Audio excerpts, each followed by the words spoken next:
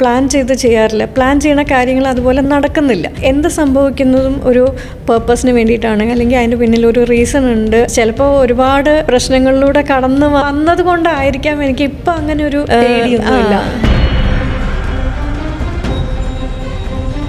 ഇപ്പോൾ ചേച്ചി എപ്പോഴെങ്കിലും പറഞ്ഞു വേണ്ട നീ എൻ്റെ കൂടെ നിൽക്കണം എന്ന് എപ്പോഴെങ്കിലും ഒരു MBBS പഠിക്കാൻ പോകണമെന്ന് പറഞ്ഞപ്പോൾ തന്നെ ശരിക്കും ഉള്ളൊരു പാഷൻ ആണോ? പണ്ട് ഡോക്ടർ ആവണമെന്ന് ഭയങ്കര ആഗ്രഹം ഉണ്ടായിരുന്നു. ഇതിൻ്റെ ഫുൾ റെസ്പോൺസിബിലിറ്റി എനിക്ക് മാത്രമാണ്. അമ്മയ്ക്ക് എൻ്റെ അടുത്തൊരു വിശ്വാസം ഉണ്ടായാൽ മാത്രം മതി എന്ന് പറഞ്ഞു.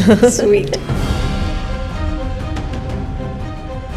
സ്ട്രെസ്സിൻ്റെ ഒരു പീക്കിൽ എത്തിക്കഴിയുമ്പോൾ ഞാൻ എപ്പോഴും ബ്ലാങ്ക് ആയി പോകാറുണ്ട്. പിന്നെ കുറേ വിട്ടുകൊടുക്കുക, യൂണിവേഴ്സിന് വിട്ടുകൊടുക്കുക. പല കാര്യങ്ങൾ ഡെസിഷൻസ് എടുക്കുമ്പോൾ നമുക്ക് ആ ഒരു പേടി ഉണ്ടാവും. ഏറ്റവും വലിയ ബ്ലെസ്സിങ് ആയിട്ട് തോന്നിയ എൻ്റെ മോള് തന്നെയാണ്. എങ്ങനെയെങ്കിലും അല്ലെങ്കിൽ 1-2 ദിവസത്തിലെങ്കിൽ ഇത് ഞാൻ ഫേസ് ചെയ്യേണ്ടി വരുന്നുണ്ട് ഇപ്പോൾ. എന്തിനാ ബാങ്ക് ജോലി ക്വിറ്റ് ചെയ്തത് എന്നുള്ളത് അത് ചോദിക്കാറുണ്ട്. ഞാൻ ഒട്ടും സക്സസ്ഫുൾ ആയിട്ടില്ല. ഞാൻ എവിടെയും എത്തിയിട്ടില്ല. എവിടെ പോയാലും ആൾക്കാർ തിരിച്ചറിയുന്നു, ഇത്രയും പോപ്പുലറായി. ഇതൊക്കെയല്ലേ സക്സസ്? ചേച്ചി അവരെ അങ്ങനെ പഠിച്ചൊരു കാര്യമുണ്ടോ? ഒരുപാട് കാര്യങ്ങൾ ഞാൻ ഇപ്പോഴും പഠിച്ചുകൊണ്ടിരിക്കുകയാണ്. ബാങ്ക് ജോലി ക്വിറ്റ് ചെയ്തത് എന്തിനാണ് എന്ന് ആൾക്കാർ ചോദിക്കാറുണ്ട്. അപ്പോൾ അതിൻ്റെ പിന്നിൽ ഞാൻ അനുഭവിച്ച ഒരു പ്രഷർ, ഫിനാൻഷ്യൽ സെക്യൂരിറ്റിക്ക് വേണ്ടിയിട്ടാണ് ഞാൻ ബാങ്ക് ജോലിയിലേക്ക് പോയത്. പക്ഷേ അവിടെ എനിക്ക് ഫേസ് ചെയ്യേണ്ടി വന്നത് വേറെ പല അനുഭവങ്ങളാണ്. അതങ്ങനെയാണെങ്കിൽ ഇങ്ങനെ എന്ന് പറഞ്ഞാൽ ആ ഒരു ആറ്റിറ്റ്യൂഡ് നമുക്ക് പണ്ട് കിട്ടിയിരുന്നെങ്കിൽ കുറേ ഒരു പീസ് ഓഫ് മൈൻഡ് ഉണ്ടാകും എന്ന് തോന്നിയിട്ടുണ്ട്. ഇപ്പോഴത്തെ ജനറേഷൻ അവർ വളരെ ക്ലിയർ ആണ്. ചെയ്യാമായിരുന്നു, വേണമെങ്കിൽ എനിക്കൊന്ന് അറ്റംപ്റ്റ് ചെയ്യാമായിരുന്നു.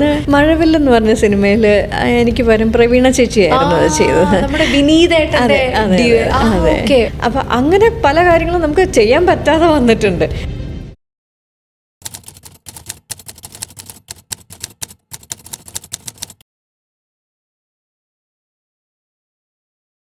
ചേച്ചിയുടെ അന്നത്തെ ആ വീഡിയോയിൽ നിന്ന് അതിൻ്റെ ഏറ്റവും കൂടുതൽ വന്ന കമൻസാണ് നമ്മൾ സോർട്ട് ചെയ്ത് ചേച്ചി വെച്ചിട്ടുണ്ട്. 20 ഉള്ളൂ. അതിൽ ചേച്ചിയുടെ ആൻസേഴ്സും കൂടി ഞങ്ങൾക്കൊന്ന് വേണം. അത്രയേ ഉള്ളൂ. ഓക്കെ. ഏറ്റവും കൂടുതൽ ഇപ്പോൾ ചേച്ചി ഭയക്കുന്നത് എന്തിനെയാണ്? ഇപ്പോൾ ജീവിതത്തിൽ ഭയക്കുന്നത്? അങ്ങനെ ഭയം ഇപ്പോൾ വളരെ കുറഞ്ഞു. എന്ന് വെച്ചാൽ ഞാൻ എന്ത് കാര്യവും ഇങ്ങനെ പ്ലാൻ ചെയ്ത് ചെയ്യാറില്ല. പ്ലാൻ ചെയ്യുന്ന കാര്യങ്ങൾ അതുപോലെ നടക്കുന്നില്ല. അതുകൊണ്ട് എൻ്റെ ഒരു എക്സ്പീരിയൻസ് വെച്ചിട്ട് ഞാൻ മനസ്സിലാക്കിയെന്ന് പറഞ്ഞു കഴിഞ്ഞാൽ ഒന്നും നമുക്കൊന്നും ഇത് ചെയ്യാൻ പറ്റില്ല. ലൈഫ് എങ്ങനെയാണെന്നുള്ളത് മുകളിലൊരാൾ എഴുതി വെച്ചിട്ടുണ്ട്, അതുപോലെ നടക്കുകയുള്ളൂ എന്ന് തോന്നിയിട്ടുണ്ട്. അപ്പോൾ ഒന്നിനെയും ഞാൻ ഒരുപാട് പേടിക്കാറില്ല.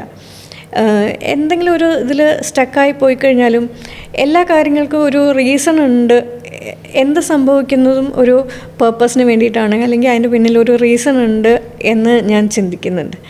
അപ്പോൾ എന്താണെങ്കിലും കാര്യങ്ങൾ ഒരു രീതിയിൽ അങ്ങനെ നടന്നു പോകും എന്നുള്ളൊരു കോൺഫിഡൻസ്, ആ ഒരു വിശ്വാസം ഇപ്പോൾ വന്നിട്ടുണ്ട്.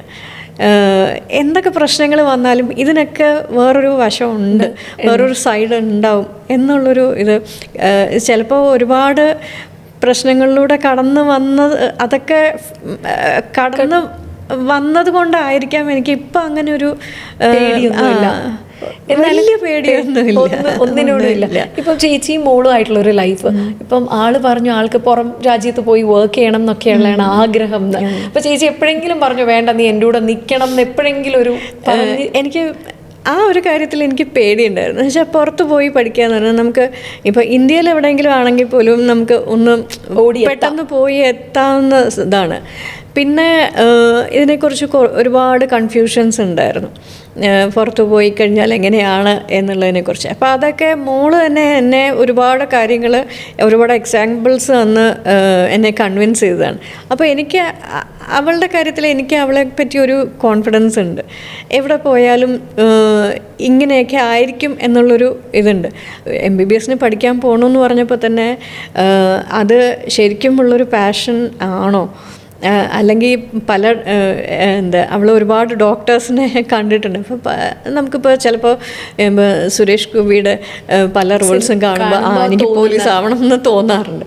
അങ്ങനെ പല ആൾക്കാരെ കാണുമ്പോൾ ചിലപ്പോൾ അങ്ങനെയുള്ള ഒരു തോട്ട് മാത്രമാണോ, ശരിക്കും അതിന് പാഷൻ ഉണ്ടോ, ഇത് ഇത്രയും പഠിച്ചെടുക്കാൻ പറ്റുമോ? അപ്പോൾ ഈ എൻട്രൻസിൻ്റെ മാർക്ക് വന്നപ്പോൾ ഇവിടെ ഇന്ത്യയിൽ കിട്ടുന്ന അത്ര ഒരു മാർക്ക് ഉണ്ടായിരുന്നില്ല. അപ്പോൾ ഇത് മാർക്ക് കുറവായതുകൊണ്ട് അവൾക്ക് ഇത് നല്ല രീതിയിൽ പഠിച്ചെടുക്കാൻ പറ്റുമോ എന്നൊക്കെയുള്ള ഒരുപാട് കൺഫ്യൂഷൻസ് എൻ്റെ മനസ്സിലുണ്ടായിരുന്നു. അപ്പോൾ ഇത് എൻ്റെ മാത്രം തീരുമാനത്തിൻ്റെ പുറത്താണ് അവൾ പോകേണ്ടത്. ഇതിൻ്റെ ഫുൾ റെസ്പോൺസിബിലിറ്റി എനിക്ക് മാത്രമാണ്. അപ്പോൾ ഞാൻ നേരത്തെ പറഞ്ഞല്ലോ, പല കാര്യങ്ങളും ഡെസിഷൻസ് എടുക്കുമ്പോൾ നമുക്ക് ആ ഒരു പേടി ഉണ്ടാവും. അപ്പോൾ അത് ഒരുപാട് ചിന്തിച്ചിട്ടാണ് ഇങ്ങനൊരു ഡിസിഷനിലേക്ക് എത്തിയത്. അപ്പം പുറത്തേക്ക് പോകാം, അവളെ വിടാം എന്നുള്ളൊരു തീരുമാനത്തിലെത്തിയത്. അപ്പോൾ അവൾ തന്നെ പറഞ്ഞു, അമ്മ ഞാൻ എവിടെ പോയാലും എന്താണെങ്കിലും അമ്മയ്ക്ക് എന്നെ അറിയാമല്ലോ, ഞാൻ അമ്മയുടെ ആ ഒരു ഇത് വിട്ട് ഞാൻ ഒരിക്കലും പെരുമാറില്ല, അല്ലെങ്കിൽ ഒരു ഇതിനും പോവില്ല എന്നുള്ള അമ്മയ്ക്ക് എൻ്റെ അടുത്തൊരു വിശ്വാസം ഉണ്ടായാൽ മാത്രം മതി എന്ന് പറഞ്ഞു. സ്വീറ്റ്. അങ്ങനെയാണ് ആ ഒരു ഡിസിഷനിലേക്ക് എത്തിയത്. അപ്പോൾ എനിക്ക് പണ്ട് ഡോക്ടർ ആവണമെന്ന് ഭയങ്കര ആഗ്രഹം ഉണ്ടായിരുന്നു. അപ്പോൾ എനിക്ക് അതിന് പഠിപ്പിക്കാൻ വിടാനുള്ള ഒരു സാഹചര്യം ഉണ്ടായിരുന്നില്ല. അപ്പോൾ അങ്ങനെ ആ ഒരു ഇതിങ്ങനെ എൻ്റെ മനസ്സിൽ കിടക്കുന്നുണ്ടായിരുന്നു. അപ്പോൾ അതായിരിക്കും ചിലപ്പോൾ എന്നിലൂടെ മുകളിലേക്ക് എത്തിയത്. അപ്പോൾ അവൾക്കും പണ്ട് മുതലേ ഇത് തന്നെയായിരുന്നു അവളുടെ മനസ്സിലുണ്ടായിരുന്നത്. വേറെ ഒരു പ്രൊഫഷനെ പറ്റി, വേറെ ഒരു ജോലിയെ പറ്റി അവളുടെ മനസ്സിലുണ്ടായിരുന്നില്ല. പണ്ട് മുതലേ ആര് ചോദിച്ചാലും എനിക്ക് ഡോക്ടർ ആവണം, അത് മാറ്റി ഒരിക്കലും പറഞ്ഞിട്ടില്ല. അതുകൊണ്ട് അങ്ങനെ ഒരു ഡിസിഷൻ എടുത്ത്. അടുത്ത ചോദ്യം ഇതാണ് ചേച്ചി, ഏറ്റവും ഭീകരമായിട്ട് സ്ട്രെസ്സ് വരുമ്പോൾ ഫസ്റ്റ് ചെയ്യുന്ന കാര്യം എന്താണ്? സ്ട്രെസ് റെഡ്യൂസ് ചെയ്യാൻ വേണ്ടി ചേച്ചിയുടെ ഒരു സക്സസ് മന്ത്ര, അല്ലെങ്കിൽ ചേച്ചി ഫോളോ ചെയ്യുന്ന ഒരു പാറ്റേൺ എന്താണ്? ഭീകരമായിട്ട് ചേച്ചി പറഞ്ഞ ആത്മഹത്യ പറ്റിപ്പോലും ചിന്തിച്ച ഒരു മൊമെന്റ് എപ്പോഴൊക്കെയോ ലൈഫിൽ വന്നിരുന്നു, അമ്മാതിരി സ്ട്രെസ് എനിക്ക് താങ്ങാൻ പറ്റുന്നില്ല. സ്ട്രെസ്സിൻ്റെ ഒരു പീക്കിൽ എത്തിക്കഴിയുമ്പോൾ ഞാൻ എപ്പോഴും ബ്ലാങ്ക് ആയി പോകാറുണ്ട്. അപ്പോൾ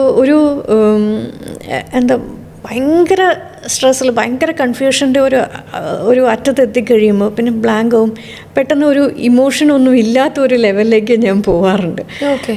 അപ്പോൾ അത് എല്ലാവർക്കും ഉണ്ടാവുന്നതാണോ എന്ന് എനിക്കറിയില്ല. ഞാൻ എന്നെ ഒബ്സർവ് ചെയ്തപ്പോൾ എനിക്ക് തോന്നിയതാണ്, ബ്ലാങ്ക് ആയിപ്പോൾ. പിന്നെ കുറേ നേരത്തേക്ക് ഞാൻ അതിനെപ്പറ്റി ആലോചിക്കാതിരിക്കും. അത് കുറച്ചൊന്ന് സമാധാനമായി കഴിയുമ്പോൾ പിന്നെ പതുക്കെ ആലോചിച്ച് കഴിയുമ്പോൾ, അപ്പോൾ ഭയങ്കര സ്ട്രെസ്സിൽ നിൽക്കുമ്പോൾ നമ്മൾ എടുക്കുന്ന തീരുമാനങ്ങൾ ചിലപ്പോൾ തെറ്റിപ്പോവാം. അപ്പോൾ അതുകൊണ്ട് അതിൻ്റെ ഒരു പീക്കിലെത്തിക്കഴിയുമ്പോൾ ഒന്നും ആലോചിക്കാതിരിക്കുക, പിന്നെ കുറേ വിട്ടുകൊടുക്കുക, യൂണിവേഴ്സിന് വിട്ടുകൊടുക്കുക, ദൈവത്തിന് വിട്ടുകൊടുക്കുക. ആ ഒരു ഇതാണ് ഞാൻ ചെയ്യാറുള്ളത്. ഒരു ടൈം കൊടുക്കണം. അപ്പോൾ ഞാൻ ഇപ്പോൾ എന്നും അമ്പലത്തിൽ പോകുന്ന ഒരാളല്ല, ഭയങ്കര ദൈവവിശ്വാസി എന്ന് പറയാൻ പറ്റില്ല, ഭയങ്കര സ്പിരിച്വൽ ആയിട്ടുള്ള അങ്ങനെ ഒരാളല്ല. എന്നാലും ഒരു സുപ്രീം പവർ, ഒരു പോസിറ്റീവ് ആയിട്ടുള്ള ഒരു ശക്തിയിൽ വിശ്വസിക്കുന്ന ഒരാളാണ്. അപ്പോൾ അതിനെ ഞാൻ ദൈവമേ എന്ന് വിളിക്കുന്നതാണ്. അപ്പോൾ ഞാൻ വിശ്വസിക്കുന്ന എന്നെ എപ്പോഴും ദൈവം എൻ്റെ കൈ പിടിച്ച് കൊണ്ട് നടന്നിട്ടുണ്ട് എന്നാണ് ചിന്തിക്കാറുള്ളത്. എനിക്ക് തീരുമാനം എടുക്കാൻ പറ്റാത്ത കാര്യങ്ങൾ വരുമ്പോൾ ഞാൻ വിട്ടുകൊടുക്കും. എങ്ങനെയാണോ ദൈവത്തിൻ്റെ തീരുമാനം അതുപോലെ നടക്കട്ടെ എന്ന് വിചാരിക്കും. The moment you want to erase in your life, ഒരു മൊമെൻറ്റ് പിന്നിലോട്ട് നമ്മൾ ഇത്രയും ലൈഫിൻ്റെ ചേച്ചി നടന്നു കയറുമ്പോൾ ഈ ഒരു മൊമെൻ്റ് എനിക്കൊന്ന് ഇറേസ് ചെയ്യാൻ പറ്റിയിരുന്നെങ്കിൽ, ഒന്ന് മായ്ച്ചു കളയാൻ എനിക്ക് പറ്റിയിരുന്നെങ്കിൽ എന്ന് തോന്നിയൊരു മൊമെൻ്റ് ഏതായിരിക്കും? അങ്ങനെ ഒരു മൊമെൻ്റ് ഇല്ല. കാരണം ഇതുവരെ ഞാൻ കടന്നു വന്നതെന്ന് ഞാൻ ഓരോ മൊമെൻറ്റും, ഓരോ സംഭവങ്ങളും, ഓരോ എക്സ്പീരിയൻസും അത് എൻ്റെ ജീവിതത്തിനെ ഒന്നും മാറ്റിയെടുത്തിട്ടേ ഉള്ളൂ. അതെല്ലാം ഒരു ലെസൺസ് ആയിട്ടും അത് എന്നെ കൂടുതൽ ഒരു ബെറ്റർ ആക്കാൻ ഉള്ള ഓരോ അവസരങ്ങളായിട്ട് ഞാൻ എടുത്തിട്ടുള്ളൂ. അപ്പോൾ ഇങ്ങനെ ആയിരുന്നെങ്കിൽ ഇങ്ങനെ ആവുമായിരുന്നു എന്ന് നമ്മൾ ചിന്തിച്ചിട്ട് കാര്യമില്ലല്ലോ, അതെല്ലാം കഴിഞ്ഞ കാര്യങ്ങളാണ്. അപ്പോൾ അങ്ങനെ സംഭവിച്ചത് കൊണ്ടാണ് ഇന്ന് ഞാൻ ഇങ്ങനെ ആയത് എന്ന് അതിനെ ഒരു പോസിറ്റീവായിട്ട് ഞാൻ എടുക്കാറുള്ളൂ. കാരണം അന്ന് പിന്നെ അങ്ങനെ സംഭവിച്ചില്ലായിരുന്നെങ്കിൽ ഇപ്പോൾ എനിക്ക് ഇങ്ങനെയൊക്കെ ആവാൻ പറ്റില്ലായിരുന്നു എന്ന് തോന്നിയിട്ടുണ്ട്. അപ്പോൾ അതുകൊണ്ട് ഒന്നും ഇറേസ് ചെയ്യണമെന്ന് തോന്നിയിട്ടില്ല. പിന്നെ എനിക്ക് പണ്ട് മിസ് ചെയ്ത ചില കാര്യങ്ങളെന്ന് പറയുന്നത് ഞാൻ എൻ്റെ ഫ്രണ്ട്സിൻ്റെ കൂടെയുള്ള ടൈം, പിന്നെ ആ ഒരു ടീനേജ് കാലഘട്ടത്തിൽ എൻ്റെ ഒരു കോളേജ് ലൈഫ്, അല്ലെങ്കിൽ എൻ്റെ ഫ്രണ്ട്സ് പലരും അവർ എൻജോയ് ചെയ്യുന്ന സമയത്തും ഞാൻ ജോലി ചെയ്തുകൊണ്ടിരിക്കുകയായിരുന്നു. അപ്പോൾ അന്നും പഠിത്തം, ഡാൻസ് പ്രോഗ്രാംസ്, അത് കഴിഞ്ഞപ്പോൾ ആക്ടിങ്ങിലേക്ക് കിടന്നപ്പോൾ അതും, അങ്ങനെ എല്ലാം ഫുള്ളി പാക്ഡ് ആയിട്ടാണ് ഞാൻ പോയിക്കൊണ്ടിരുന്നത്. അതെ, അപ്പോൾ അങ്ങനെ എൻജോയ് ചെയ്യാനുള്ള ടൈം വളരെ കുറവായിരുന്നു. അപ്പോൾ അങ്ങനെയുള്ള ചെറിയ ചില കാര്യങ്ങൾ മിസ് ചെയ്തിട്ടുണ്ട്. ഓക്കെ, ഇത്രയും പറയുമ്പോൾ ജീവിതത്തിൽ ഏറ്റവും വലിയ ബ്ലെസ്സിങ് ആയി തോന്നിയ ഒരു മൊമെൻറ്റ്? ഏറ്റവും വലിയ ബ്ലെസ്സിങ് ആയിട്ട് തോന്നിയ എൻ്റെ മോള് തന്നെയാണ്. കാരണം അവളാണ് എല്ലാ കാര്യത്തിനും എനിക്കൊരു മോട്ടിവേഷൻ ആയിട്ടുള്ളതും, എന്തും എനിക്ക് ചെയ്യാൻ തോന്നുന്നത് അവളെ മുന്നിൽ കണ്ടുകൊണ്ടാണ് ഞാൻ ചെയ്യാറുള്ളത്. അപ്പോൾ പിന്നെ അവൾ എനിക്ക് തരുന്ന ഞാൻ അങ്ങോട്ട് കാണിക്കുന്ന ഇതിൻ്റെ തിരിച്ചെനിക്ക് കിട്ടുന്ന കാര്യങ്ങൾ, അതൊക്കെ എനിക്ക് ഭയങ്കര ബ്ലെസ്സിങ് ആണ്. അപ്പോൾ ഇപ്പോഴത്തെ കാലഘട്ടത്തിൽ പല പേരൻസും പറഞ്ഞിട്ടുണ്ട്, കുട്ടികൾ പറഞ്ഞാൽ കേൾക്കുന്നില്ല, നമുക്ക് അവരെ കൺട്രോൾ ചെയ്യാൻ പറ്റുന്നില്ല. ഈവൻ അവളുടെ സ്കൂൾ പ്രിൻസിപ്പൽ പോലും എൻ്റെ അടുത്ത് പറഞ്ഞിട്ടുണ്ട്, മോള് എല്ലാവർക്കും ഒരു മാതൃകയാണ്, ഇങ്ങനെ ഒരു പേരൻസ് എന്ന് പറഞ്ഞാൽ ഞങ്ങൾ എല്ലാവരുടെ അടുത്തും പറയാറുണ്ട് എന്നൊക്കെ പറഞ്ഞു. അതൊക്കെ ഭയങ്കര ഒരു ബ്ലെസ്സിങ് ആയിട്ട് തോന്നിയിട്ടില്ല. അപ്പം ഞാൻ ചെയ്യുന്ന കാര്യങ്ങൾക്ക് അതിൻ്റെതായ ഒരു റിസൾട്ട് വരുമ്പോൾ അത് ഒരു ഭയങ്കര സന്തോഷമാണ്. അപ്പോൾ എനിക്ക് മോളെ ആ രീതിയിൽ മോൾഡ് ചെയ്തെടുക്കാൻ പറ്റി എന്നുള്ളത് ഒരു ബ്ലെസ്സിങ് ആണ്. അപ്പോൾ ഒരു സിംഗിൾ പാരൻ്റ് എന്നുള്ള രീതിയിൽ എനിക്ക് പലപ്പോഴും പല കാര്യങ്ങളും അവൾക്ക് വേണ്ടിയിട്ട് ചെയ്യാൻ പറ്റിയിട്ടില്ല എന്ന് എനിക്ക് തോന്നിയിട്ടുണ്ട്. പക്ഷെ അതെല്ലാം അവൾ മേക്കപ്പ് ചെയ്ത് സിറ്റുവേഷൻ മനസ്സിലാക്കി ഒപ്പം നിന്നിട്ടുണ്ട്. അതൊക്കെയാണ് എൻ്റെ ഏറ്റവും വലിയ ബ്ലെസ്സിങ്. സൂപ്പർ. ഇത്രയും പറയുമ്പോൾ the questions you face the most, ചേച്ചിക്ക് ഇപ്പം വരുന്ന ഏറ്റവും വലിയ ക്വസ്റ്റ്യൻ, ഈ ഒരു ചോദ്യമാണ് ചേച്ചി എല്ലാ ദിവസവും എങ്ങനെയെങ്കിലും അല്ലെങ്കിൽ 1-2 ദിവസത്തിലെങ്കിൽ ഇത് ഞാൻ ഫേസ് ചെയ്യേണ്ടി വരുന്നുണ്ട് ഇപ്പോൾ എന്ന് തോന്നിയൊരു ചോദ്യം?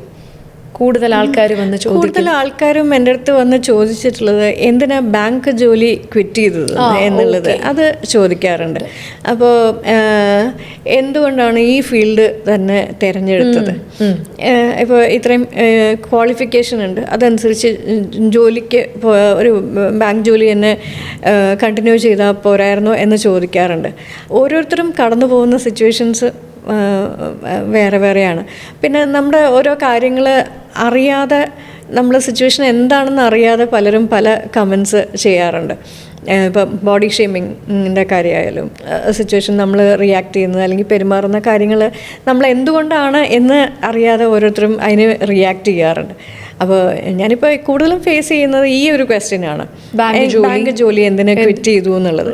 നമ്മുടെ സ്കൂൾ ഒരു ഗെറ്റ് ടുഗദർ ഉണ്ടായിരുന്നു, വളരെ ഒരു ഇൻഫീരിയോറിറ്റി കോംപ്ലക്സിലിരിക്കുന്ന ഒരു ഇതായിരുന്നു. അപ്പം എൻ്റെ കാഴ്ചപ്പാടിൽ ഞാൻ ഒട്ടും സക്സസ്ഫുൾ ആയിട്ടില്ല, ഞാൻ എവിടെയും എത്തിയിട്ടില്ല എന്നുള്ളൊരു തോന്നലിലായിരുന്നു ഞാൻ ഉണ്ടായിരുന്നത്. അപ്പം ഞാൻ നോക്കുമ്പോൾ എൻ്റെ ഫ്രണ്ട്സൊക്കെ നല്ല ജോലിയിൽ ഇരിക്കുന്നു, അവരൊക്കെ നല്ല ഹൈ പൊസിഷനിലിരിക്കുന്നു, ഞാൻ എവിടെ എത്തിയിട്ടില്ല എന്നുള്ളൊരു തോന്നലായിരുന്നു. ഞാൻ ആ ഗെറ്റ് ടുഗദറിന് പോകണോ വേണ്ടയോ എന്ന് ആലോചിച്ചിങ്ങനെ ഇരിക്കുകയായിരുന്നു. അപ്പോൾ എൻ്റെ ഫ്രണ്ട് പറഞ്ഞു, എന്തായാലും പോയി നോക്ക്, നമ്മളങ്ങനെ ഒരു കോംപ്ലക്സ് വിചാരിക്കേണ്ട കാര്യമില്ല എന്ന് പറഞ്ഞു. അവിടെ ചെന്നപ്പോൾ ഫസ്റ്റ് എല്ലാവരും കൂടെ റോഡിൽ വെച്ച് മീറ്റ് ചെയ്ത്, എൻ്റെ ഓർമ്മയിൽ മറൈൻ ഡ്രൈവിൽ വെച്ച് മീറ്റ് ചെയ്യായിരുന്നു. അപ്പോൾ ആ സമയത്ത് ഞങ്ങൾ ഫ്രണ്ട്സ് സംസാരിച്ചുകൊണ്ടിരുന്ന സമയത്തും ഒരുപാട് ആൾക്കാർ വന്നിട്ട് എന്നെ കാണുന്നു, കൂടെ ഫോട്ടോസ് എടുക്കുന്നു. ഇതൊക്കെ കണ്ടപ്പോൾ എൻ്റെ ഫ്രണ്ട്സ് പറഞ്ഞു, അയ്യോ നീ ഇത്രയും പോപ്പുലറാണോ, ഇത്രയും സക്സസ്ഫുൾ ആയോ എന്നൊക്കെ പറഞ്ഞ്. അപ്പോഴും ഞാൻ ആലോചിക്കുന്ന ആ സക്സസ് എന്നുള്ളത് ഓരോരുത്തരുടെയും കാഴ്ചപ്പാട് വേറെയാണ്. ഇപ്പം എൻ്റെ ഇതിൽ ഞാൻ സക്സസ്ഫുൾ ആയിട്ടില്ല എന്ന് എനിക്ക് തോന്നുമ്പോഴും ബാക്കി ഫ്രണ്ട്സ് പറയുന്നത്, നിനക്ക് ഇഷ്ടമുള്ള ജോലി ചെയ്യുന്നു, ഇപ്പോഴും ഡാൻസ് കണ്ടിന്യൂ ചെയ്യുന്നു, ആക്ടിങ് ചെയ്യുന്നു, ഇത്രയും ആൾക്കാരുടെ സ്നേഹം കിട്ടുന്നു, എവിടെ പോയാലും ആൾക്കാർ തിരിച്ചറിയുന്നു, ഇത്രയും പോപ്പുലറായി, ഇതൊക്കെയല്ലേ സക്സസ്. അപ്പോൾ സക്സസ് എന്നുള്ളത് ഓരോരുത്തരുടെയും കാഴ്ചപ്പാട് വേറെ വേറെയാണ്. അപ്പോൾ ഈ പറഞ്ഞു വന്നത്, ഈ ബാങ്ക് ജോലി ക്വിറ്റ് ചെയ്തത് എന്തിനാണ് എന്ന് ആൾക്കാർ ചോദിക്കാറുണ്ട്. അപ്പോൾ അതിൻ്റെ പിന്നിൽ ഞാൻ അനുഭവിച്ച ഒരു പ്രഷർ, അപ്പോൾ ഫിനാൻഷ്യൽ സെക്യൂരിറ്റിക്ക് വേണ്ടിയിട്ടാണ് ഞാൻ ബാങ്ക് ജോലിയിലേക്ക് പോയത്. പക്ഷേ അവിടെ എനിക്ക് ഫേസ് ചെയ്യേണ്ടി വന്നത് വേറെ പല അനുഭവങ്ങളാണ്. ഞാൻ ആ ജോലിക്ക് ആപ്റ്റല്ല എന്ന് തോന്നിയുകൊണ്ടാണ് ഞാൻ അതിൽ നിന്ന് റിസൈൻ ചെയ്തത്. അപ്പോൾ അപ്പോഴും എനിക്ക് ഒരുപാട് സ്ട്രെസ് ഉണ്ടായിരുന്നെങ്കിൽ പോലും ഇപ്പോൾ ഞാനതിൽ ഹാപ്പിയാണ്. ഇപ്പോൾ ഞാൻ ചെയ്യുന്ന ജോലിയിൽ ഞാൻ ഹാപ്പിയാണ്. എനിക്കതിന് കുറേ ഫ്ലെക്സിബിലിറ്റി ഉണ്ട്, ടൈം ഫ്ലെക്സിബിലിറ്റി ഉണ്ട്. പിന്നെ ഫിനാൻഷ്യൽ ഒരു ഇൻസെക്യൂരിറ്റി ഉണ്ടെങ്കിൽ പോലും നമുക്ക് ഇഷ്ടപ്പെട്ട ജോലി ചെയ്യുന്നു എന്നുള്ളൊരു സംതൃപ്തി ഉണ്ട്. അതൊരു വലിയ കാര്യമായിട്ടാണ് എനിക്ക് ഇപ്പോൾ ഫീൽ ചെയ്യുന്നത്. ഞാൻ തുടക്കത്തിൽ ഞാൻ ഇതിലൊട്ടും പാഷനേറ്റ് ആയിരുന്നില്ല. ഇതല്ല എൻ്റെ മേഖല എന്ന് തോന്നിയിട്ടുണ്ട്. പക്ഷേ എന്തുകൊണ്ടോ എനിക്ക് എഴുതി വെച്ചത് ഇത് തന്നെയായിരുന്നു. ഞാൻ ഒട്ടും പ്രതീക്ഷിക്കാതെ ഞാൻ തിരിച്ചിതിലേക്ക് വന്നു. ഇപ്പോഴും ഇതിൽ നിൽക്കുന്നു. അതൊക്കെ ഒരു വലിയ കാര്യമാണ്. Life in A word describe ചെയ്യാൻ പറഞ്ഞാൽ ചേച്ചി ഇപ്പം എന്തായിരിക്കും പറയുക? ലൈഫ് ഇൻ എ സെൻറ്റൻസ് അല്ലെങ്കിൽ life in A word, life ജീവിതം എന്ന് പറഞ്ഞാൽ ഇതാണ് എന്ന് ചേച്ചിക്ക് പറയാൻ പറ്റുന്ന ഒരു കാര്യം, ഒരു വേർഡിലോ ഒരു സെൻറ്റൻസിലോ? ലൈഫ് ഈസ് ലൈക്ക് ഇതാണ് ലൈഫ് എന്ന് പറയുമ്പോൾ അതിങ്ങനെ ഫ്ലോ ചെയ്ത് പോകുന്ന ഒരു കാര്യമാണ്. നമുക്ക് റിവർ മാതിരി. അതെ, അതിൻ്റെ ആ ഒരു ഫ്ലോവിനനുസരിച്ച് നമ്മൾ പോവുക എന്നുള്ളതാണ്. ഒന്നും നമുക്ക് ഇങ്ങനെ വേണം അല്ലെങ്കിൽ ഇങ്ങനെ ആയിരിക്കണം എന്ന് നമുക്ക് ഒരു വാശി പിടിക്കാൻ ഒരു പരിധി വരെ നമുക്ക് അതിൽ കൺട്രോളുള്ളൂ. ബാക്കി കാര്യങ്ങൾ എങ്ങനെയാണോ വരുന്നത് അതിനനുസരിച്ച് നമ്മളും മൂവ് ഓൺ ചെയ്യുക എന്നുള്ളതേ ഉള്ളൂ. എൻ്റെ ഒരു ലൈഫ് വെച്ചിട്ട് ഞാൻ അങ്ങനെയാണ് ലൈഫിനെ കാണുന്നത്. ഒട്ടും നമുക്ക് പ്രഡിക്റ്റബിൾ അല്ല. നമുക്ക് ഒരു കാര്യവും അങ്ങനെ നമുക്ക് ചെറിയ ചെറിയ കാര്യങ്ങൾ നമുക്ക് പ്ലാൻ ചെയ്യാമെന്നേ ഉള്ളൂ. ഇപ്പോൾ നാളെ എന്ത് ചെയ്യണം അല്ലെങ്കിൽ അങ്ങനെ കുറച്ച് കാര്യങ്ങൾ നമുക്ക് പ്ലാൻ ചെയ്യാം എന്നേ ഉള്ളൂ. അല്ലെങ്കിൽ നെക്സ്റ്റ് മൊമെൻറ്റ് നമുക്ക് എന്താണെന്ന് അറിയില്ല. ഇനി ലാസ്റ്റ് 2 ചോദ്യങ്ങളാണ്. ഒന്ന് ഞാൻ ചോദിക്കും, ഇന്നത്തെ ഈ പൂക്കി ജനറേഷൻ ഉണ്ട്, വളരെ ഒന്നിനെയും കൂസാത്ത, ഒന്നും മൈൻഡ് ചെയ്യാത്ത, വളരെ നോ കെയർ ആറ്റിറ്റ്യൂഡിലൊക്കെ ഉള്ള എന്നാൽ വളരെ മനോഹരമായിട്ട് ജീവിക്കുന്ന ഈ പൂക്കീസ് എന്ന ജനറേഷനോട് ചേച്ചി എന്തായിരിക്കും പറയുക? കാരണം ചെറിയ കാര്യങ്ങൾ വരുമ്പോഴേ അവർക്ക് ഭയങ്കരമായിട്ടും സ്ട്രെസ് ആവാറുണ്ട്. ഓക്കെ, അപ്പം അവരുടെ ഇന്നത്തെ ഒരു ജീവിത രീതി കണ്ടിട്ട് ചേച്ചിക്ക് എന്താണ് അവരോടൊരു പീസ് ഓഫ് അഡ്വൈസ് കൊടുക്കാൻ പറഞ്ഞാൽ എന്തായിരിക്കും? ഒരു അഡ്വൈസായിട്ട് കൊടുക്കാൻ നമുക്ക് പറ്റുമെന്ന് തോന്നുന്നില്ല. കാരണം ഞാൻ നേരത്തെ പറഞ്ഞതുപോലെ പല കാര്യങ്ങളും നമുക്ക് പോസിറ്റീവ്സ് ആൻഡ് നെഗറ്റീവ്സ് എല്ലാം ഉണ്ട്. അപ്പോൾ നമ്മൾ അവരുടെ അടുത്തുനിന്ന് പഠിക്കേണ്ട ഒരുപാട് കാര്യങ്ങളുണ്ട്. ചേച്ചി അവരെ അങ്ങനെ പഠിച്ചൊരു കാര്യമുണ്ടോ? ഒരുപാട് കാര്യങ്ങൾ ഞാൻ ഇപ്പോഴും പഠിച്ചുകൊണ്ടിരിക്കുകയാണ്. കാരണം നമ്മുടെ ഒരു ജനറേഷൻ നമ്മൾ കൂടുതൽ എല്ലാത്തിനെ പറ്റിയും ഓവർ തിങ്കിങ് ഉണ്ടായിരുന്നു. എല്ലാം ഒരുപാട് കടന്ന് ചിന്തിക്കുന്ന ഒരു ഇതുണ്ടായിരുന്നു. പക്ഷേ ഇപ്പോഴത്തെ ജനറേഷൻ കുറച്ച് ഭയങ്കര കൂളായിട്ട് അതങ്ങനെയാണെങ്കിൽ ഇങ്ങനെ എന്ന് പറഞ്ഞാൽ ആ ഒരു ആറ്റിറ്റ്യൂഡ് അത് നമുക്ക് പണ്ട് കിട്ടിയിരുന്നെങ്കിൽ കുറേ ഒരു പീസ് ഓഫ് മൈൻഡ് ഉണ്ടാകും എന്ന് തോന്നിയിട്ടുണ്ട്. നമുക്ക് അന്ന് അങ്ങനെ ചെയ്യാൻ പറ്റിയിരുന്നെങ്കിൽ ഇത്രയും സ്ട്രെസ് എടുക്കേണ്ട കാര്യമല്ല. നമുക്ക് ലൈഫിൽ ഇത്രയും സ്ട്രെസ്സിൻ്റെ ആവശ്യമില്ല എന്ന് അവരുടെ അടുത്തുനിന്ന് പഠിച്ചു. അപ്പോൾ അത്രയും സ്ട്രെസ് എടുത്തില്ലായിരുന്നെങ്കിൽ ഇത്രയും ആരോഗ്യ പ്രശ്നങ്ങൾ ഉണ്ടാവില്ലായിരുന്നു, നമ്മൾ ഇത്രയും കൺഫ്യൂഷൻ ഉണ്ടാവില്ലായിരുന്നു. ഈ ഇപ്പോഴത്തെ ജനറേഷൻ അവർ വളരെ ക്ലിയറാണ്. അവർക്ക് എന്ത് വേണം, എന്ത് ചെയ്യണം എന്നുള്ളതിനെക്കുറിച്ച് വളരെ ക്ലാരിറ്റി ഉള്ള ഒരു ഇതാണ്. അപ്പോൾ അതൊക്കെ നമുക്ക് പറ്റാത്ത കാര്യങ്ങളാണ്. അതൊക്കെ കുട്ടികൾ പലരും ഒരു ചെറിയൊരു മിസ്കൺസെപ്ഷൻ ഉണ്ട്, അധികം ഒന്നും പഠിച്ചില്ലെങ്കിലും വലിയ പ്രശ്നമില്ല. കാരണം ഇപ്പോൾ സോഷ്യൽ മീഡിയ, ഡിജിറ്റൽ മീഡിയ ഉള്ളതുകൊണ്ട് ഈ സബ്സ്ക്രിപ്ഷൻ വഴിയൊക്കെ ലക്ഷങ്ങൾ ഉണ്ടാക്കുന്ന കുട്ടികളുണ്ട്. ലൈക്ക് ഇവിടെ ഒരു ഏജ് ബാരിയർ ഇല്ല. അതായത് അവർക്ക് സബ്സ്ക്രിപ്ഷൻ ഉണ്ടെങ്കിൽ ലക്ഷങ്ങൾ, they can make lakhs of money. Okay, പക്ഷെ അതൊക്കെ അതിനൊന്നും ഒരുപാട് എന്താ ധൈര്യം അതെ അത് ഇല്ല. ഇപ്പോൾ ഒരു കാര്യവും നമുക്ക് പെർമനൻ്റ് ആണ് എന്ന് പറയാൻ പറ്റില്ല. അപ്പോൾ അങ്ങനെ ഇതൊക്കെ കുറച്ചൊരു ടൈം അതിനുണ്ടാവുള്ളൂ. പക്ഷെ നമ്മൾ കീപ്പ് ചെയ്യേണ്ട കുറേ വാല്യൂസ് ഉണ്ട്. നമ്മൾ ഭയങ്കര ഹൈ വാല്യൂസിൽ അങ്ങനെ വേണം എന്നല്ല പറയുന്നത്. നമ്മൾ കുറച്ച് വാല്യൂസ് നമ്മൾ കീപ്പ് ചെയ്യേണ്ട ഒരു ഇതുണ്ട്. നമ്മൾ എന്ത് ചെയ്യണം, നമ്മളെ ആൾക്കാർ എങ്ങനെ കാണണം എന്നുള്ളതിനെ പറ്റി നമുക്കൊരു ധാരണ വേണം. അപ്പോൾ അതിനനുസരിച്ച് വേണം നമ്മൾ ഓരോ കാര്യങ്ങൾ ചെയ്യാൻ. ഇപ്പം ഞാൻ ആരെയും കുറ്റപ്പെടുത്തി പറയുകയല്ല, അല്ലെങ്കിൽ അത് ശരിയല്ല എന്ന് പറയുകയല്ല. പക്ഷേ നമ്മളെപ്പറ്റി നമുക്കൊരു ഇത് വേണം, ആ കുറച്ച് വാല്യൂസൊക്കെ കീപ്പ് ചെയ്ത് വേണം നമ്മൾ ആരോട് എന്ത് സംസാരിക്കണം, അല്ലെങ്കിൽ എങ്ങനെ വാക്കുകൾ നമ്മൾ ഇപ്പോഴത്തെ ജനറേഷൻ കുറേ കുട്ടികളെ കണ്ടിട്ടുള്ളത് അവർക്ക് തോന്നുന്നത് പറയുക എന്നുള്ളതാണ്. അപ്പം മറ്റുള്ളവർക്ക് അത് എന്ത് തോന്നും, എങ്ങനെ അത് എടുക്കും എന്നുള്ളതിനെപ്പറ്റി ചിലപ്പോൾ ചിന്തിക്കാറില്ല. ഇപ്പം നമ്മുടെ ജനറേഷൻ അത് കൂടുതൽ ചിന്തിച്ചിട്ടുണ്ട്. ഇപ്പം ഞാനൊക്കെ എപ്പോഴും എന്നെപ്പറ്റി ആലോചിക്കണേക്കാളും കൂടുതലായിട്ട് മറ്റുള്ളവരെ പറ്റി ചിന്തിച്ചിട്ടുണ്ട്. അപ്പോൾ അങ്ങനെ പല കാര്യങ്ങളും നമുക്ക് ചെയ്യാൻ പറ്റാതെ വന്നിട്ടുണ്ട്. മറ്റുള്ളവരെ പറ്റി ചിന്തിച്ചിട്ട് നമ്മൾ പല കാര്യങ്ങളും ചെയ്യാതെ മാറ്റിവെച്ച ഒരുപാട് കാര്യങ്ങളുണ്ടാവും. അപ്പോൾ അങ്ങനെ വേണമെന്നല്ല പറയുന്നത്, എല്ലാത്തിലും ഒരു ബാലൻസ് വേണം, അതാണ് മെയിൻ കാര്യം. ഇതിൻ്റെ ഇടയിൽ പെട്ടുപോയതാണ് എന്നെ പോലുള്ള ഒരു ജനറേഷൻ ചേച്ചി. അതായത് 2K എത്തിയൂല്ല, എന്നാൽ മറ്റേത് ചേച്ചിയുടെ അവിടെ നിന്നിട്ട് നടന്ന് ഇങ്ങോട്ട് എത്തുകയും ചെയ്തു. നമ്മൾ ആ മിഡ് വേയിലായിപ്പോയി ഞങ്ങൾ. കാരണം ഞങ്ങൾക്ക് ഇപ്പോഴും ഫോൺ ഭയങ്കരമായിട്ട് യൂസ് ചെയ്യാൻ പറ്റത്തില്ല, എന്നാൽ എവിടെ എന്തൊക്കെ അറിയാം താനും. അങ്ങനത്തെ ഒരു ടീമായിപ്പോയി ഞങ്ങൾ. We are like struck somewhere. അങ്ങനത്തെ ആൾക്കാരാണ്. എന്നാലും ചേച്ചി ഞാൻ പറയുകയാണ്, ഞാൻ മലയാളത്തിൽ ഞാൻ പറയും മിനി സ്ക്രീനിലെ കാവ്യ മാധവൻ അത്രയും ഭംഗിയുള്ള ഒരാളാണ് എൻ്റെ മുന്നിലിരിക്കുന്നത്. സിനിമ ഓഫേഴ്സ് ഒക്കെ ചേച്ചി വേണ്ടാന്ന് വെച്ചതാണോ അതോ സിനിമ ആയിരുന്നു? ഇപ്പോഴും ഇടയ്ക്ക് ചെയ്യുന്നുണ്ട്. ഇപ്പം ഈ ഇടയ്ക്ക് 2 സിനിമ ചെയ്തിരുന്നു. വന്നൊരു ഓഫർ സീരിയൽ കാരണമൊക്കെ വേണ്ടാന്ന് വെച്ചിട്ട്. കാരണം സീരിയൽ എന്ന് പറഞ്ഞാൽ കുറച്ചുകൂടെ പ്രൊലോങ് ടൈം ഓടുന്ന ഒരു കാര്യമാണ്. സിനിമ എന്ന് പറയുമ്പോൾ ഒരു സിനിമ കഴിഞ്ഞു.